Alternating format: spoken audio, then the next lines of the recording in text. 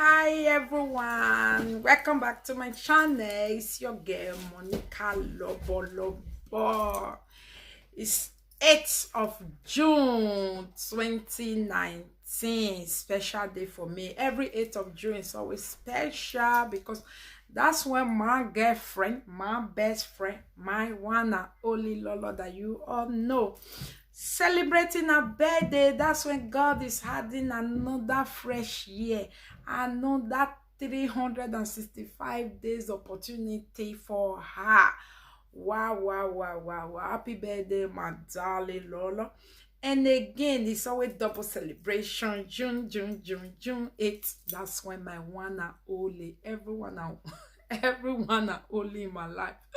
You know, that's when another one and only, my only son, my only J Bobo, my J Daddy, my J Poppy,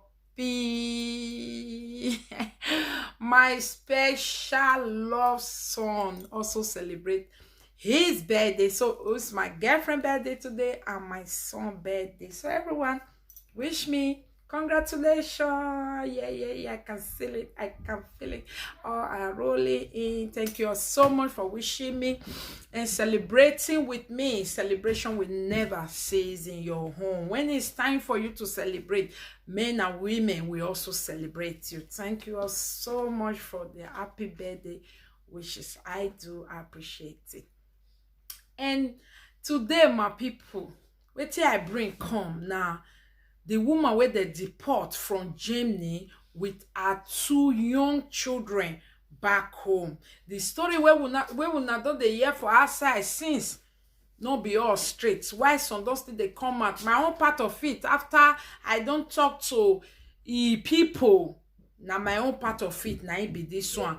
Why me wan really talk about this issue? Not be because of say any other thing, but I want make wetin dey happen, so the mistake where all these people they play, make it not happen to another person. Because if you hear person own how it take happen, you go come know where you they go wrong, where you need to work on for your own.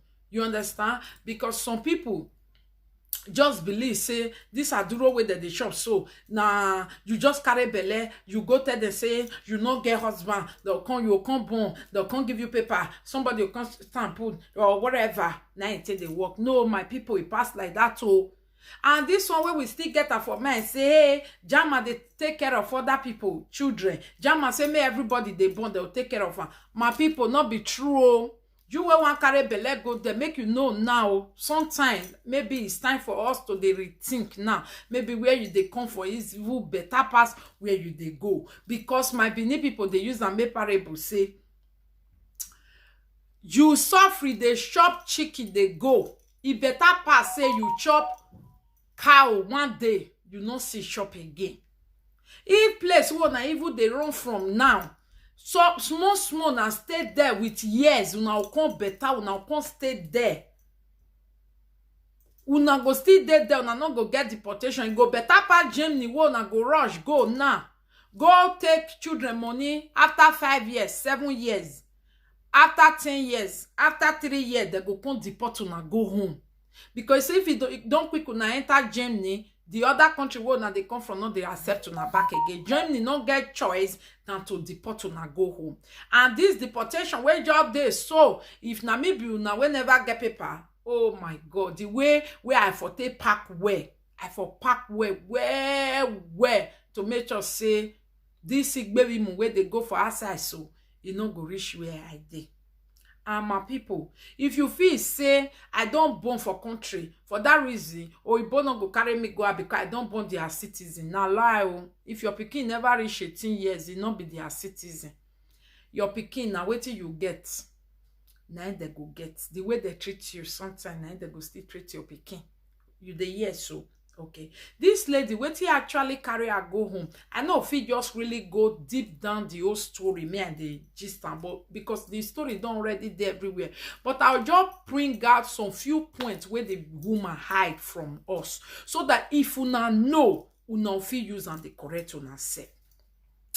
This woman say she fed the grease, they can't get this boyfriend, this man, we bring her come, Germany, they can't start to the bone. You go here and inside the woman's story, where she they talk say, and the man, the man be one cheater, but the man not feel because she wise that he sisters-in-laws that they not like her because she wise well not true. Sometimes wiseness not they help some people. Now me they always talk if you too wise sometimes it bad. Everything beneath people say na moderate. Beneath people say oh hey. Na man na moderate. English people say moderate, na everything good. Not too wise, not too fool, not too mumu, not too dull, not too slow, not too fast. Put everything, make it be moderate. If you still too wise, it can land you in problem. Bam. Now I land this woman. So this woman really wise. Oh, you know fit cheat her, you know fit cheat me, but see where it can't end now. Even for the video, she even they talk for months say for she not get problem, not true. But sometimes our mothers, I beg, make una they get double reason now. You feel not get problem with the way you they live your life, but sometimes if it affect your own pikin, you understand? Especially when it get to do with all these documents. So, especially when it get to do with who you born for, who you marry, who you allow may be the father of your children, the country where you finally, you know, there are a lot of things like that. I know say some people now they say, hey Monica, what have you for social media? I beg. Okay, so this lady, she say when she can't reach Germany, she can't dey born, and I saw this man they try to cheat her, and I saw they try to cheat her. That one not true. Say the man be they try to make sure say that they pay kindergarten for his name and all that. Want cheat the woman, not true. But sometimes also when you see say where person want cheat you put now because you they look for help through that person. That's why nothing lasts forever. Nobody can cheat you forever. After some time, that place it must soften. You understand? So this lady now, so they get this problem. We make this lady come they try to promote himself for this man under this man. And not forget say the man fair get white woman where this woman also know about, and that white woman where they say na white woman na Arabo, but that one no mean say no be human being. That one no mean say the woman no get paper. The woman don't get paper na German citizen can still be, but na Arabo. You understand? Not be say na pure Igbo. Wetin make me talk that one be say make we for know the balance and how the whole issue take start, how it take do. So this woman will be Obiarabo, so she also integrate into foreign and so this woman they her own he pass black woman own. She get na hand where she want hear everything, she want do everything. She even get character pass some black woman, some black women. You see why it can't get big problem. Hello, my lady. I'm on YouTube. I'll call you back. You understand? You see why this lady can't get big problem. You know, say no man. Now, if man gets Oyibo wife and he can't go with, you know how they do it now. You know they two get problem. After some time, they go can't do a yum. Not be say, I agree to such thing. Oh, I don't like such thing. Me right from time I hate it. You understand? If you want go with white, go with white. If you know say you don't feel go with white, go with black. That's where I stand. But people they do it. They'll go with white for something. When the thing don't get head, they'll come on white, come put black that they do it. So, but this particular woman, so no be just white like that. Now Obiarabo, he like black. He want stay with black forever. Nobody feel push her. You know feel push her go one corner. She like black. She want stay with black man. You understand?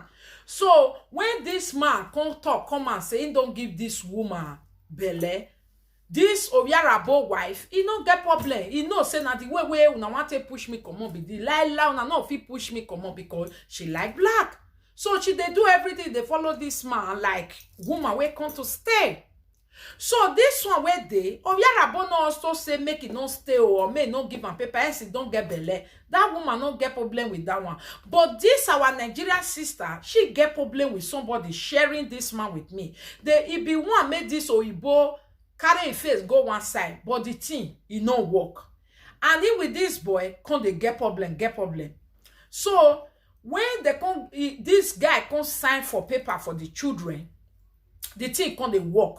And that what he call that man paper paragraph 24 be 28 where he call her, no be ordinary paper, no be normal paper like that. Now paper where be say you still get through father shaft. Now when that Obiarabo get belle for this man, they still take give that man paper. So that paper, it never still strong finish, but at least it go fit still give person if the person put his head down. So now, so this man come they work the paper to give this girl children. If you get that paragraph 28, I've been at 24, you go fit still give another person will be your children where you born, but they will constantly get paragraph 25 way lesser than your own also. But when I go they do and they go that all this type of paragraph where they talk, so you feel they work on it, they go small, it go come be 5 years, 6 years. One among the family member will talk to me today. She said she used that paragraph 24 and half they stay Germany for 6 years long before she can walk herself out of it. You understand? So all of them get grade by grade. So these children, this woman children, the paper where this man be don't give them now paragraph 25 and half or paragraph 24 and half. It never be even strong. Okay.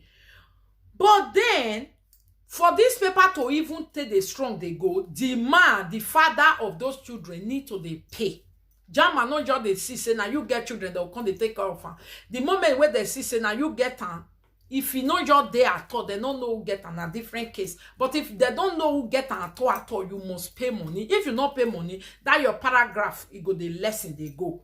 So now so this man where they come they say bring money come, you know one bring money come, they come for the drag. And the reason why this man don't want bring money come, he know this woman say if he transfer money to this woman no give him again. Which no man he no supposed be you. I don't know why we black decide to live our life in a very, very wrong way. We think say we smart. At the end of the day, we go see where it will carry us go. So when they come drag for that one, it no work. And this woman, that paragraph of paper where he get so with the children, when children get so, the woman no fit apply for kinder get by herself except through this man. So when this man can't know that one, now this man can't rush, he want go apply put. So now they can't tell the man say you will fit apply put if you and the woman and the children they stay for one place. Now the woman and the man can't run, can't go carry address one 2-room apartment. Make them forget that they stay. When this woman comes to here say now only through the man now fee apply for the money, and if you know one maybe through the man because the woman already knows if he apply through the man, this man he go collect the money. So the woman comes to ask question, which other way can I do it? Because I don't want this man. He get children everywhere. They enjoy their money. Not only all these children me get. I know one may constantly they collect the money. So person come advise and say, you go fee apply if you remove the name of this man from your children. Hence your children don't already get small paper now. You can't work on it. Now so this woman really go remove, can't they fight the case? He can't remove, hence the man not can't they pay money for the children, don't they get problem? Now the woman can say, he want remove the name of this man, comot, may go die now wayward man. Make him put his papa name, make the take fight this their paper. So now German government can really say, okay, oh, no problem. Now German government can really remove the name of this man, make una the year, oh. Now German government can really remove the name of this man, come on for the children name, they can't put this woman name. But this time, Mona not forget, This man name where they just remove, so now be the only name where even get paragraph 28 where they share paragraph 24 and half for them. Now they don't remove the man name. They are now working on the woman Aduro. So this time, this woman Aduro is still they run like this because he beget children where their papa they there. So he never say this woman can they get too much problem for Aduro.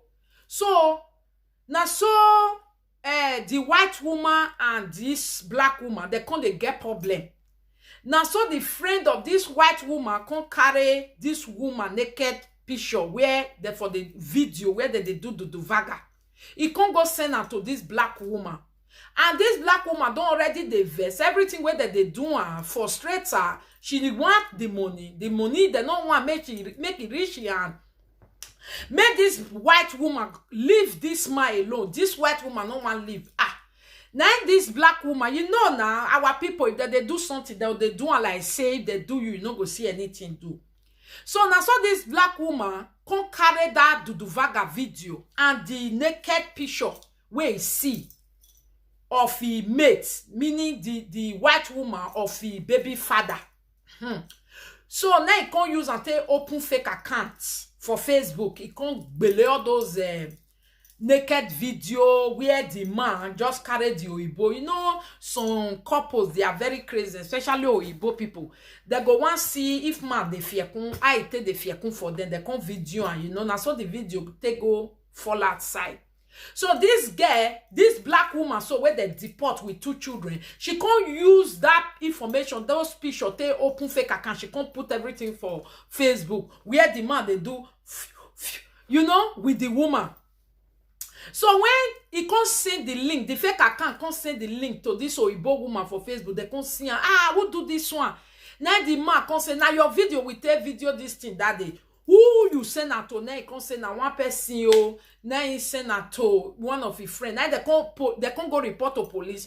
Police can't they look for who get that fake account. So the person where he confess say now that person now he send out to make it just you know say sometimes you feel girlfriend where be say una they play well which normal me. I don't be see anything bad in it. Now just because people are bad these days, me I know if you do person sharp. You understand? Say friend when we they play. Now you send me a video of you and your person, which I don't encourage. Please, nobody should send it to me. I don't want to see anyway. But at the same time, I don't encourage people to betray a friend like that. Especially when it comes to friend. If you know me, you know. Because I believe friend is something you have the right to say, I don't want or I want. So they don't force you. So don't enter friendship and use it to come and betray people. If somebody betray me for friendship, I they be monster. I will beat that person, beat because I know they like that thing. I know they like her. So you understand? So now so this lady can send her to a friend. A friend now that time when they get problem. Now a friend can't go make friend with that other black woman. Can't say, I get something for you. As if no one leave this man. Oh yeah. Now it takes senator. Black woman can't go use an open fake account. Can't believe all the secret there. Can't they share send friend request to all their friends. They can't they see their naked picture. This woman can't they cry. He can't go police. Now police can't they look for who do this thing. They can't they do lobo. When they arrest the one where they send them to. Who you send them to? Now, that one. So I don't send that to anybody. Now they carry a phone. They arrest them for 3 days. They investigate before you know. Now they see say now this black woman. Now send that to. They can't go arrest this black woman. This information where they send to you. How you take get on? He can say no. Na Facebook if on see how not being do the fake account. Now they can carry the fake account. Now they can send out to Facebook. Then Facebook can send all the information about the fake account come out.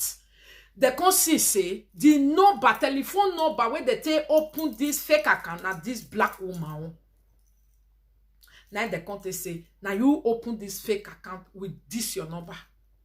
Now the woman can they say, she's sorry. Now the way it hurt her, the way it frustrates her, the way it not stand because of this woman, he bring the come from Greece, he not stand with then e don collect paper, their paper not dey work, everything. Na police come dey fight the case. So na inside where they still dey fight the case of say you go use person naked video and naked picture take open fake account. Na inside na they just so send another negative to this woman for her case. Una dey hear me so? When they come send negative to her now, say she need to go back. Pata. She come dey run, they go. She come dey escape them. She come dey escape them that day. Now they come catch her. As they catch her now, the Oyibo woman wey follow her come, no even know all this. So you know, so Oyibo, because you get one crime, no mean say if they can't send police to you, they'll come tell the police how you bad, what you do. No, they know they do that one. They must still hide your secret. So that Oyibo woman where they say follow and come, make they come deport her. That one can't feel concerned, because if you see baby of how many years old, a month plus, you must feel concerned. Deporting this type of child home is very bad. So the Oyibo come they ask, wetin happen? Wetin? Where their father? Because if somebody born for you, get father will show up, we even get paper, they not go do this one to you. Now the woman can't tell her everything, say the father be there here. He no one stand. So they come they try to call the father. The father pick phone. The man be one help. All this one where we come they talk say the man no one help. Nah lie. The man be one help, but this woman don't already remove the man name. And now that one where police see, now make police just quickly use this opportunity. And the woman, they don't already see, say, you know, say if you bring somebody nude picture come out or nude video, says video like that, you are very dangerous to the society. So when Oyibo come see, say, this woman is dangerous to the society, and yet her paper never dey, oh yeah, get wakpole. You understand? They just use that opportunity for her. When they come, they call all this sister-in-law, I beg now, oh, forgive me because of pikin we are born for you. Nothing to do again. Their name, Agbekan, it don't already comot. That their name, I don't know. That name where they demand paper, this woman don't comot.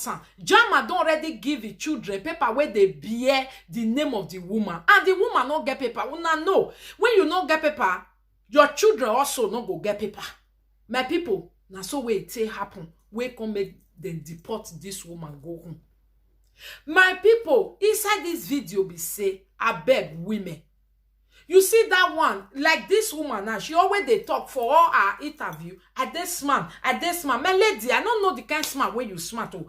People where they smart, they go quiet. Even if they something they shop there for body, they go quiet so that they'll feel succeed first before they go tell you, say, this is who I am.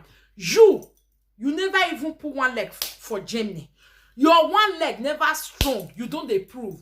Your sister-in-law, you say you get bad sister-in-law. Who get bad sister-in-law not go see man talk. But who get bad character go turn everybody around them to bad person. Your sister-in-law put you for us 1 year long. That one a sister-in-law way bad. But when your character, person put you for her, your character is very dirty, it's very smelly. Your sabi, sometimes it's good to sabi, oh. But it's not too good. Area where you don't need them, no use them. You understand? So, your sister-in-law put you for house for 1 year long, 1 year long. At the end of the day, she turned to a bad person for your hand. Why? Because who do good for person if you not spoil and who you do good for go spoiler. My sister, I beg, check yourself now when you dey Nigeria. Try to change some of your character. Sabi, no good though. Sabi,